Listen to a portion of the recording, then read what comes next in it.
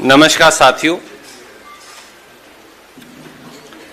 आज एक अति महत्वपूर्ण विषय को लेकर हम सब आपके बीच में उपस्थित हैं।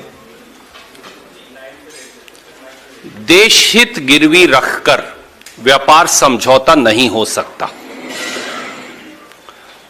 खेत खलिहान और किसान की रोजी रोटी पर देश को हमला मंजूर नहीं। भारत की ऊर्जा सुरक्षा से खिलवाड़ मंजूर नहीं और भारत की संप्रभुता और आत्मनिर्भरता से समझौता मंजूर नहीं। ये चार पहलू आपके बीच में लेकर हम उपस्थित हैं। व्यापार समझौते आर्थिक तरक्की का रास्ता हैं। व्यापार समझौतों का आधार ही बराबरी की शर्तों पर परस्पर लोकहित है दो देशों का। व्यापार समझौते देश की संप्रभुता को त्याग कर गुलामी का रास्ता कदापि नहीं हो सकते। व्यापार समझौतों की आड़ में देशहित और लोकहित दोनों की बलि नहीं दी जा सकती। अंग्रेज से भी हम इसी वजह से लड़े थे। करोड़ जनमानस व्यापार समझौते की आड़ में देशहित और लोकहित की बलि कभी स्वीकार नहीं करेंगे। अमेरिका भारत व्यापार समझौते में मोदी सरकार ने किसानों व खेत खलिहान के हितों की बलि दे डाली। भारत की ऊर्जा सुरक्षा से सरेआम खिलवाड़ किया। भारत की डिजिटल स्वायत्तता व डेटा प्रिवेसी पर गंभीर सवाल खड़े कर दिए। भारतीय हितों की रक्षा में मजबूती से खड़े होने की बजाय एक मजबूर सरकार ने भारत की संप्रभुता और आत्मनिर्भरता पर समझौता कर लिया। लोग पूछ रहे हैं, मजबूत सरकार या मजबूर सरकार? आत्मनिर्भर भारत या अमेरिका निर्भर भारत? यह सवाल लोग पूछ रहे हैं। मोदी सरकार द्वारा भारतीय हितों की तिलांजलि देने के कुछ पहलू लेकर हम आपके बीच में हैं और मैं केवल तीन पक्षों की आपसे चर्चा करूंगा। खेती, ऊर्जा सुरक्षा और ओवरऑल जो व्यापार की शर्त है। खेत खलिहान और किसान से विश्वासघात। भारत के कृषि बाजार में अमेरिका के खेती और खाद्य उत्पादों का निःशुल्क आयात किसानों की रोजी रोटी पर सीधे हमला है। अमेरिका भारत व्यापार समझौते के तहत 6 फरवरी 2026 के फ्रेमवर्क इंटरिम एग्रीमेंट में पहले बिंदु में ही यह सहमति जताई है कि भारत बगैर किसी इंपोर्ट ड्यूटी या आयात शुल्क के अमेरिका के खाद्य और कृषि उत्पाद के लिए अपना बाजार खोल देगा। अब इसके इंपैक्ट्स क्या हैं, मैं एक एक करके आपको वो बताऊंगा। सबसे पहला शब्द जो वहां लिखा है वो लिखा है ड्राइड डिस्टिल्ड ग्रेन, DDG। वो भारत में आयात होगा। यह असल में क्या है? प्रोसेस्ड मक्का है। ड्राइड डिस्टिल्ड ग्रेन प्रोसेस्ड मक्का है। भारत में आज 4 करोड़ 30 लाख मीट्रिक टन मक्का पैदा होता है। यह कहां पैदा होगा? कर्नाटक, मध्य प्रदेश, महाराष्ट्र, राजस्थान, उत्तर प्रदेश, बिहार, तेलंगाना, गुजरात, कुछ पोर्शंस ऑफ हरियाणा और पंजाब, यानी लगभग आधे से अधिक भारत में। तो इसके विपरीत भारत में 4 करोड़ 30 लाख मीट्रिक टन सालाना मक्का हम पैदा करते हैं। हम अपनी जरूरत का सारा मक्का पैदा करते हैं। America 42 crore 50 lakh metric tonne मक्का पैदा करता है। हम 4 करोड़ 30 लाख मीट्रिक टन, वो 42 करोड़ 50 लाख मीट्रिक टन। स्वाभाविक है उन्हें अपना मक्का बेचने के लिए भारत जैसा बड़ा बाजार चाहिए। सवाल बड़ा सीधा है, अगर अमेरिका ड्यूटी फ्री यानी शुल्क रहित मक्का हिंदुस्तान के बाजार में बेचेगा तो आधे भारत का किसान क्या करेगा, उसका क्या हाल हश्र होगा। व्यापार समझौते के पहले बिंदु में दूसरा शब्द लिखा हुआ है, लाल ज्वार का आयात। ज्वार अक्सर लाल ही है हमारे, तो उस पूरे क्षेत्र में पीला या काला नहीं होता, शायद उनको समझ नहीं है, ज्वार ही बोलते हैं हम उसे। अमेरिका से ज्वार का आयात खोलने बारे सहमति। भारत का ज्वार उत्पादन इस साल 52 लाख मीट्रिक टन है। 52 लाख मीट्रिक टन ज्वार कहां पैदा होता है? महाराष्ट्र, राजस्थान, कर्नाटक, उत्तर प्रदेश, मध्य प्रदेश, गुजरात, यानी central India to west India, सारे भारत के अंदर ज्वार पैदा होगा। थोड़ा थोड़ा ज्वार पैदा इधर भी हो जाएगा, एक पोर्शन में हरियाणा के, राजस्थान के साथ लगते, थोड़ा सा पंजाब में।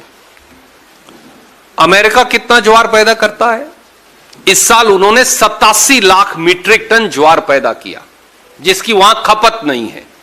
तो बाजार किसका चाहिए? भारत का। सवाल यह है कि अगर अमेरिका का ड्यूटी फ्री ज्वार, आयात शुल्क रहित ज्वार भारत में बिकेगा, तो भारत का ज्वार कहां जाएगा? हम तो अपनी जरूरत का सारा ज्वार पैदा कर रहे हैं। तीसरा शब्द क्या लिखा है उसमें? सोयाबीन ऑयल, पहले बिंदु में ही लिखा है। उसका आयात भी अमेरिका से भारत में खोल दिया जाएगा। भारत का सालाना सोयाबीन उत्पादन कई गुना बढ़ गया पिछले सालों में। इतना बढ़ गया कि हम बहुत कम आयात करने लगे सोयाबीन। 1 लाख 1.5 लाख टन हुआ पीछे, तो मैंने चेक किया 1,53,000 मीट्रिक टन हुआ। हम पैदा करते हैं 153 लाख मीट्रिक टन, जो 2024-25 में हमने पैदा किया। इस साल 160-65 तक भी पहुंचेगा, पर 153 लाख मीट्रिक टन हमने पैदा किया। पैदा कहां होगा सोयाबीन? सबसे ज्यादा बिहार, मध्य प्रदेश, महाराष्ट्र, राजस्थान, कर्नाटक, थोड़ा सा आंध्र प्रदेश, थोड़ा सा गुजरात, थोड़ा थोड़ा सब प्रांतों में भी है। तो फिर कहां है? मध्य भारत, वेस्टर्न इंडिया, थोड़ा सा साउदर्न इंडिया। तो लगभग देश के बीच में उस कोने गुजरात तक चले जाइए तो यह पैदा होगा। अब सवाल यह है कि 12 करोड़ मीट्रिक टन हम पैदा करते हैं, 153 लाख टन। अमेरिका पैदा करता है 12 करोड़ मीट्रिक टन, यानी 1200 लाख मीट्रिक टन। उनको बाजार चाहिए, तो बाजार भारत है। मोदी जी ने कहा आइए यहां बेच दीजिए। अब अगर वहां से सोयाबीन ऑयल आएगा तो तिलहन में हमारी आत्मनिर्भरता का क्या होगा? बिहार का किसान कहां जाए? मध्य प्रदेश जहां सबसे, और महाराष्ट्र, मध्य प्रदेश में आप ग्वालियर से शुरू कर दीजिए और आप विदर्भ के सारे हिस्से तक चले जाइए, केवल और केवल सोयाबीन मिलेगा। मैं ये आपकी जानकारी के लिए, पत्रकार, दिल्ली के पत्रकार मित्रों के लिए बता रहा हूं। तो देश के बिल्कुल भूभागीय, केंद्रीय भूभागीय भूखंड में केवल सोयाबीन होगा। कहां जाएंगे? क्या करेगा वो किसान? चौथा, जो इसमें लिखा नहीं, इसके अंदर ये शब्द लिखा नहीं है जो मैं बताने जा रहा हूं, पर हमारे वाणिज्य मंत्री जी ने बयान देकर कहा कि हम ऐसा करेंगे। वो क्या है? हिंदुस्तान में अब कॉटन, कपास किया, वो ये है। और इस व्यापार समझौते में उन्होंने लिखा कि बांग्लादेश जो कपास का आयात, क्योंकि अमेरिका बहुत बड़ा कपास उत्पादक है, जो कपास का आयात करेगा बांग्लादेश में अमेरिका से, और फिर उसका कपड़ा बनाकर और वस्त्र बनाकर अमेरिका भेजेगा, उस पर 0% शुल्क लगेगा। इसका सीधा प्रतिकूल प्रभाव किस पर पड़ता है? हम पर, क्योंकि भारत सबसे बड़ा कपड़ा उत्पादक है, धागा उत्पादक है, वस्त्र उत्पादक है। सबसे ज्यादा स्पिंडल कैपेसिटी चाइना के साथ दुनिया में, अगर स्पिंडल्स आप समझते हैं, बुनाई की जो मशीनें हैं, धागा बनाने की, कपड़ा बनाने की, जो सबसे ज्यादा स्पिंडल कैपेसिटी दुनिया में है, चाइना के अलावा वो हिंदुस्तान के पास है। सबसे ज्यादा रोजगार भी अगर कोई पैदा करता है तो वो टेक्सटाइल उद्योग करता है। ये 3 बातें याद रखना जरूरी है इस देश के लिए। कपास हम सबसे ज्यादा मात्रा में पैदा करते हैं, स्पिंडल कैपेसिटी दुनिया में सबसे अधिक है और हम सबसे बड़े निर्यातक भी हैं हिंदुस्तान की खपत के साथ साथ। अगर वो कपड़ा वहां से निर्यात करेंगे बांग्लादेश से 0% पर अमेरिका में,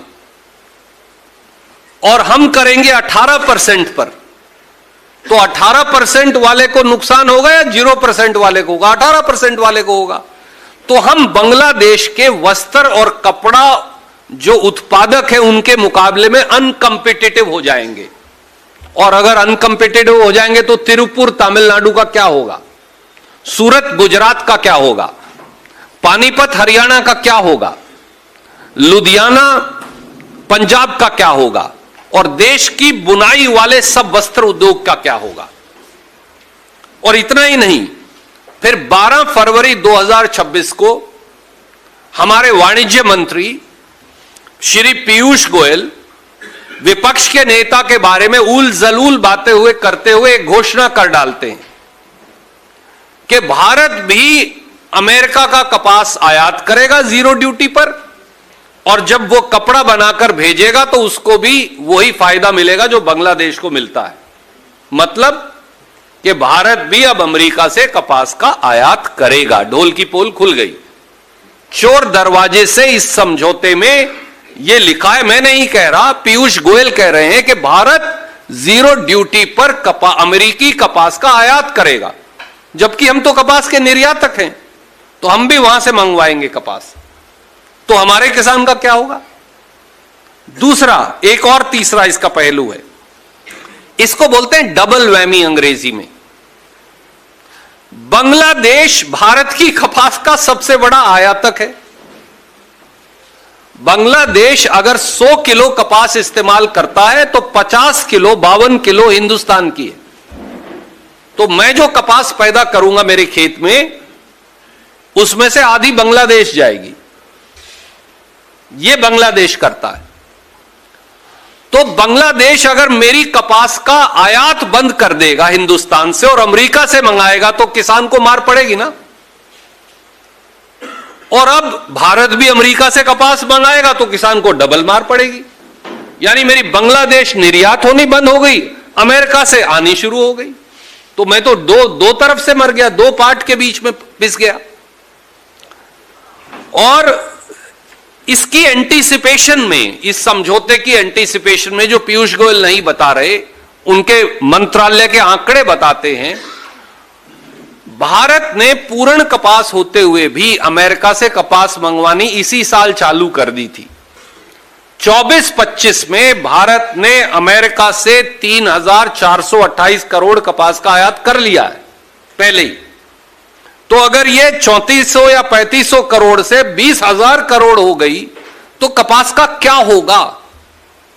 इस साल कपास का एमएसपी था, मैं आपको इसलिए बता रहा हूं कि मैं सब मंडियों में स्वयं गया था, 6100 रुपया क्विंटल।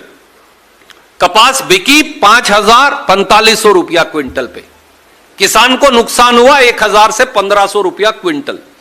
ये यहां से लेकर विदर्भ तक की कहानी है। जब ये और गिर जाएगी तो फिर हिंदुस्तान के किसान का क्या होगा, सवाल यह है। और कपास कहां पैदा होती है? महाराष्ट्र, गुजरात, तेलंगाना, मध्य प्रदेश, उत्तर प्रदेश, राजस्थान, हरियाणा, पंजाब, आंध्र प्रदेश, कर्नाटक, लगभग पूरे हिंदुस्तान में। तो क्या होगा कपास पैदा करने वाले किसान का? हम बांग्लादेश को 2.7 बिलियन अमेरिकी डॉलर का कपास और धागा निर्यात करते हैं। आज इस साल किया हमने 2.7 बिलियन अमेरिकी डॉलर, यानी 25,000 करोड़ रुपया। जब वो अमेरिका से मंगाएंगे तो हमारा क्या होगा? फिर हमारा तो खत्म हो जाएगा। आप समझौता कर रहे हैं। क्या मोदी जी ने सोचा? एक आखिरी पहलू इसी में उन्होंने लिखा है। इसके पहले बिंदु में यह सब लिखकर एक वकील साहिबान कहते हैं जब उन्हें सब कुछ ऐड करना हो तो वो ये क्लॉज ऐड कर देते हैं। लिख दिया कि भारत से सारे खाद्य कृषि उत्पाद मंगाएंगे, ये नाम लिख के लिख दिया, एंड एडिशनल प्रोडक्ट्स, यानी अतिरिक्त उत्पाद। भैया ये है क्या अतिरिक्त उत्पाद? गेहूं है, चावल है, दाल है जो आपने लिखकर फिर कटवा दी, और कौन सी फसल मंगवाओगे अमेरिका से? आप अमेरिका से लिखित समझौता है आपका, आपने लिखा है कि हम अमेरिका से खाद्य और कृषि के अतिरिक्त उत्पाद भी मंगवाएंगे। वो कौन से हैं? और अगर आप इस देश में सेब पैदा करते हैं, संतरा पैदा करते हैं, नाशपाती पैदा करते हैं, चेरीज पैदा करते हैं, स्ट्रॉबेरी पैदा करते हैं, तो आप भूल जाइए, क्योंकि वो सब अमेरिका से आएंगी, ये इस समझौते में उन्होंने लिख दिया है। तो हिमाचल, उत्तराखंड, उत्तर पूर्व के प्रांतों को अब सोचने की जरूरत नहीं, वो खेती बंद कर दें, क्योंकि वो सब अमेरिका से आएगा। तो हिंदुस्तान का कौन सा हिस्सा बच गया भैया, वो बता दीजिए। दोस्तों, इसी का एक समझौते का दूसरा हिस्सा भी है। यह तो था स्पेसिफिक प्रोडक्ट्स और स्पेसिफिक स्टेट्स को लेकर इसका इंपैक्ट। अमेरिका से अब अगर हम जेनेटिकली मॉडिफाइड जीएम क्रॉप्स, कृषि उत्पादों के आयात की अनुमति क्या भारत देने वाला है? क्योंकि भारत में वर्षों से आप बीटी ब्रिंजल यानी बैंगन और बीटी कॉटन दो छोड़ दीजिए, तो हम जीएम क्रॉप्स को अनुमति नहीं देते, क्योंकि उसे हम बोलते हैं बीज शुद्धता और जैविक विविधता। हम उसको करप्ट नहीं होने देते, इसलिए हम दूसरे मुल्क से बीज और GM crops, genetically modified crops नहीं आने देते। पर अगर भारत में प्रोसेस्ड मक्का आएगा, जो मैं नहीं कह रहा, मोदी जी ने यहां लिखा है, अगर भारत में सोरगम यानी ज्वार आएगा, अगर भारत में सोयाबीन आएगा, अगर भारत में सब तरह के फल आएंगे, अगर भारत में अतिरिक्त उत्पाद भी आएंगे, तो फिर मेरी प्रोडक्ट्स की जैविक विविधता और बीज की शुद्धता कैसे बच पाएगी? तो क्या पिछले दरवाजे से इस व्यापार समझौते में हिंदुस्तान में अब जीएम क्रॉप्स खोल दिए गए हैं? क्योंकि साफ शब्दों से तो यही प्रतीत होता है। तीसरा हिस्सा, व्यापार समझौते में नॉन ट्रेड बैरियर्स को हटा देंगे। यह इसकी क्लॉज 5 की आखिरी 3 लाइन में यहां लिखा है। यह लिखा हुआ है, recognising the importance of working together to resolve long standing concern, India also agrees to address long-standing non-tariff barriers to the trade in US food and agricultural products. तो खाद्य उत्पाद और कृषि दोनों के नॉन टैरिफ ट्रेड बैरियर हटाएंगे। ये है क्या? यह है सब्सिडी और जीएम क्रॉप्स के आयात पर प्रतिबंध। तो किसान की सब्सिडी को भी हटाएंगे और जीएम क्रॉप्स की मैं चर्चा कर चुका। अंतर क्या है दोनों देशों में वो जान लीजिए, मैं एक एक लाइन में सिर्फ बता रहा हूं। अमेरिका अपने किसान को 2025 का आंकड़ा मैं आपको दे रहा हूं, अमेरिकी डॉलर 16 बिलियन यानी 1,45,000 करोड़ की सालाना सब्सिडी देता है। हमारे यहां 72 करोड़ किसान हैं, उनके यहां 10% से कम है। यह भी आंकड़ा देख लीजिए जनसंख्या का। तो वो 1,45,000 करोड़ या 16 बिलियन अमेरिकी डॉलर सब्सिडी देते हैं। हिंदुस्तान प्रति एकड़ या हेक्टेयर नहीं, प्रति किसान परिवार 6,000 रुपए देता है, और फिर डीजल की कीमत बढ़ाकर, खाद बीज कीटनाशक दवाई की कीमत बढ़ाकर 25,000 रुपया वापस ले लेता है। इसके बावजूद भी मोदी जी ने समझौता किया है कि हम किसान की सब्सिडी कम करेंगे। That is non tariff trade barrier, अंग्रेजी में उसे यही बोला जाता है।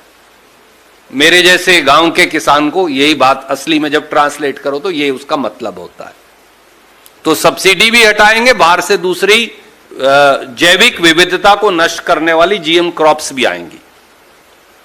ये एक हिस्सा है इस ट्रेड का, इस ट्रेड एग्रीमेंट का एक हिस्सा में और एक लाइन और मैं अपनी बात फिर आपके सवाल लूंगा। दूसरा हिस्सा है भारत की ऊर्जा सुरक्षा से खिलवाड़। 6 फरवरी के व्यापार समझौते के बाद अमेरिका के राष्ट्रपति द्वारा 6 फरवरी को यह ऑर्डर जारी किया गया। इस ऑर्डर में यह लिखा, इसे एग्जीक्यूटिव ऑर्डर व्हाइट हाउस से इशू होता है, कि भारत ने अब वादा किया है सशर्त कि वो रूस का तेल नहीं खरीदेगा, कच्चा तेल।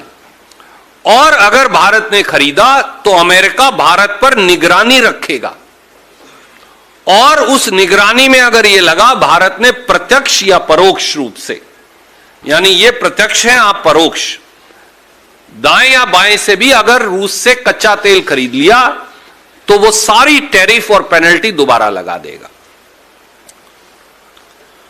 14 फरवरी 2026 को म्यूनिक सिक्योरिटी कॉन्फ्रेंस में अमेरिका के विदेश मंत्री मार्को रूबियो ने फिर अंतर्राष्ट्रीय पटल पर कहा कि यह वादा है और यह सशर्त है, यानी शर्त यह है कि यह सारा समझौता तब करेंगे जब आप रूस से कच्चा तेल नहीं खरीदोगे। यह शर्त है, भारत बंद करेगा।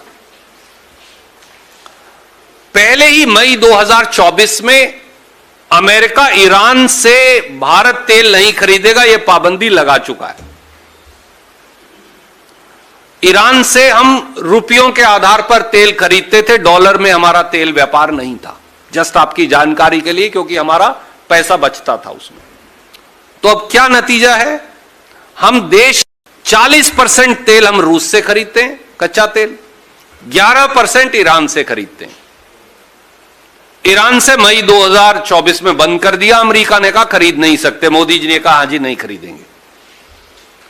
अब समझौता कर लिया, शर्त लगा दी कि ये रूस से भी नहीं खरीदोगे, तो उन्होंने कहा हां जी नहीं खरीदेंगे। तो 52% तेल की जो जरूरत है हिंदुस्तान की, अब नहीं खरीदेंगे हम। ये हमने समझौता किया है। 52% हिंदुस्तान के तेल की रिक्वायरमेंट हम नहीं खरीदेंगे। इसका एक पहलू और है, रूस से हमें सस्ता और ईरान से सस्ता कच्चा तेल मिलता था। एक छोटा सा उदाहरण दूं, आप शायद चौंक जाएं सुनकर। फरवरी 2022 से जनवरी 2026, यानी सस्ता तेल जो हम खरीदते हैं, 4 साल में हमने $168 बिलियन का कच्चा तेल खरीदा है, यानी 15,24,000 करोड़ का। और इसमें हमें बचत कितनी हुई भाई, मैं किसी ग्राहक उसी दुकान पर जाऊंगा जहां मुझे सस्ती चीज मिलेगी, तो मुझे बचत भी हुई, उस बचत का आंकड़ा भी उपलब्ध है। हमें बचत हुई 20 बिलियन अमेरिकी डॉलर की, यानी 1,81,000 करोड़ की हिंदुस्तान को बचत हुई सस्ता तेल रूस से खरीदने से। अब शर्त क्या है, ईरान से सस्ता तेल नहीं खरीदोगे, 11% जो आपकी रिक्वायरमेंट का, रूस से नहीं खरीदोगे जो 40% है। उनसे मिला के लगभग हम 2.5 लाख करोड़ बचाते थे, वो नहीं तुम बचत करोगे। अब किससे खरीदोगे, अमेरिका से खरीदोगे, और वेनेजुएला जिस पे अमेरिका ने अभी सरकार का तख्ता पलट किया, वहां से खरीदोगे। कोई बात नहीं, हम वहां से खरीद लेंगे। रेट उनकी मर्जी का होगा, सस्ता रेट नहीं होगा। या तो मैच कर दें, कम से कम मैच ही करवा लीजिए कि हम जिस रेट पे रूस से खरीद रहे हैं और ईरान से भैया आप बेच दो, हम तो आपसे ले लेंगे, हमें तो लेना ही है, इंपोर्ट तो करना ही है। पर वो भी नहीं करेंगे। तो मेरा यह बात सीधा सीधा सवाल है, क्या यह भारत की आत्मनिर्भरता के साथ खिलवाड़ नहीं है? और एक छोटा सा तीसरा पहलू है, वो शायद अभी तक आपके संज्ञान में नहीं आया। व्यापार समझौते में अमेरिका से 5 साल में $500 बिलियन यानी 45 लाख करोड़ का सामान खरीदने की पाबंदी, जरूरियात, क्या यह राष्ट्रहित हो सकता है? देखिए, आज के दिन हमारा उनसे क्या व्यापार है अमेरिका से? 2024 का आंकड़ा सामने है।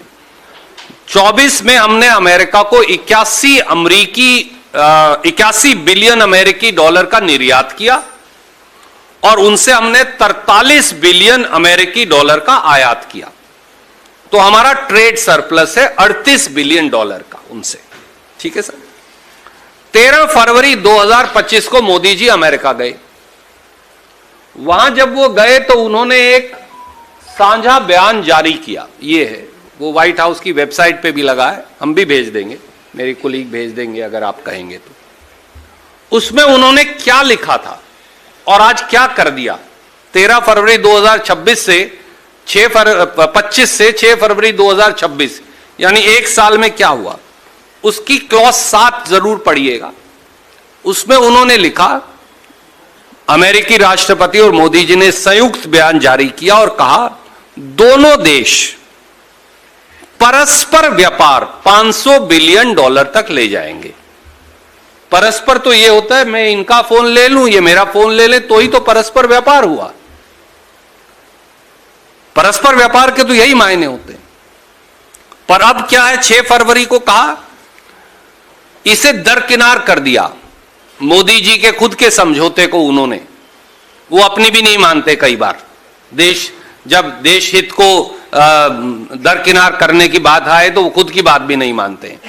अब ये कहा कि भारत 500 बिलियन अमेरिकी डॉलर यानी 9 लाख करोड़ हर साल, 9 5 45 लाख करोड़ का अमेरिकी सामान खरीदेगा।